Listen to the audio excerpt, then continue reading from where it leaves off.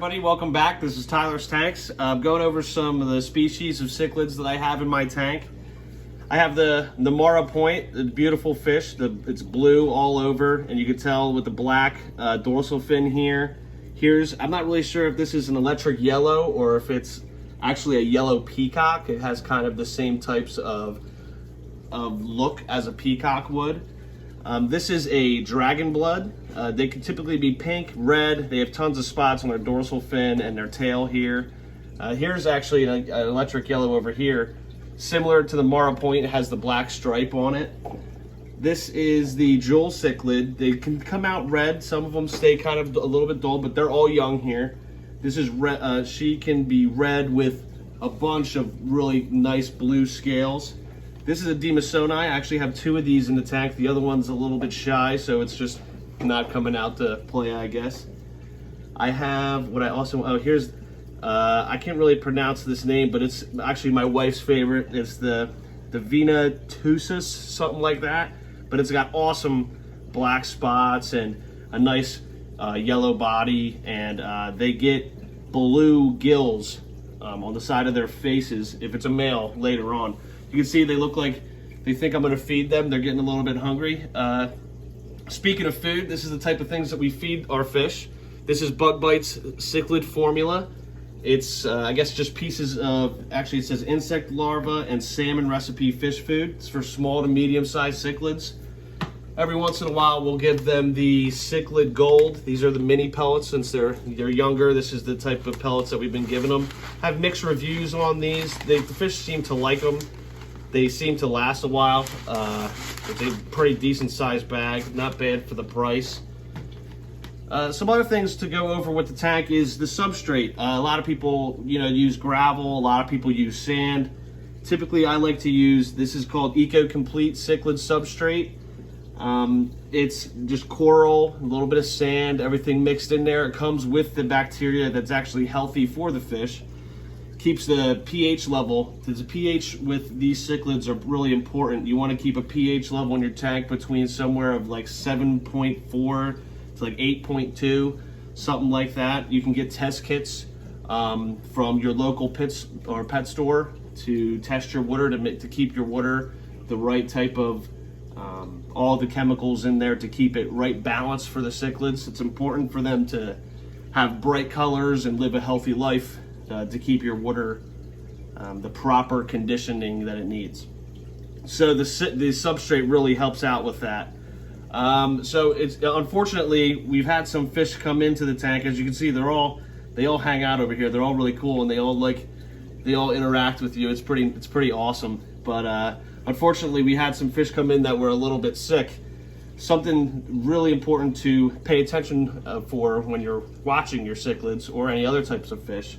You'll see the cichlids come over and brush their gills on the bottom of your substrate or some of your decor items, and that's a sign of itch or ick. I'm not really sure how exactly to pronounce it, but it is curable.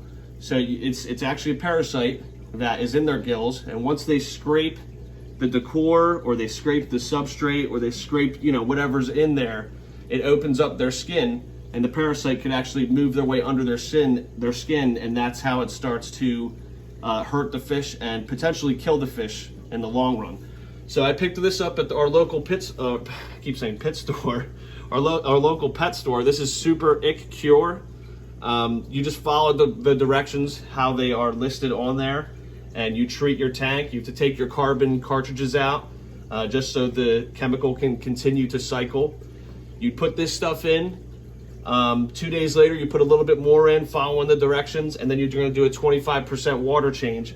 One of my next videos, I'll do a water change on video for you guys to show you guys how I do it and how I go about, changing the water in the tank, reconditioning the tank, things like that.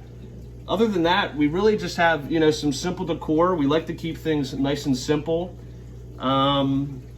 Nice little hides. A lot of these, as you can see, the Namara Point's got a long turd coming out of them. A lot of hides. They really like their hides, especially the Mbuna in the tank. They like to hide away, especially at night when they're all sleeping. But they also make nests. You can see, like, they love to dig in this coral, which is really awesome. Why to have this type of substrate. You know, gravel, they can't naturally dig their nest. It's called nesting when they're preparing to mate or making their own home, their territories. Having this type of substrate really makes them feel more natural, and that's always the type of look and type of feel that I always want to go with my fish. The more natural, the more comfortable they can be with their environment, I think the happier they'll be, maybe the brighter colors they would be.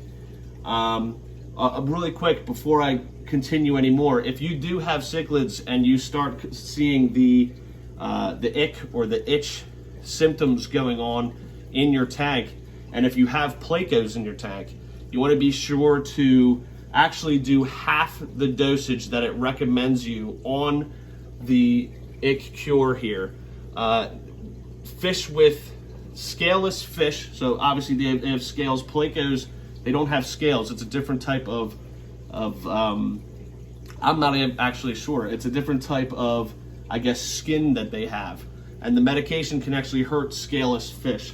I can do more research in that and bring, you know, more information to you guys later on. This is my tank. This is a little bit more closer up on the fish and the type of things, decor-wise, that I have in my tank. You can actually see the Namara Point, the blue one.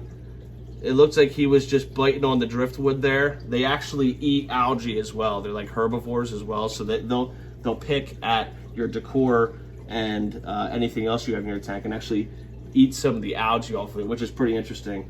It's important to know what type of cichlids you're gonna get, whether you're gonna feed them protein or whether you're gonna feed them, like you can literally put, you can see the OB right now going at the driftwood a little bit.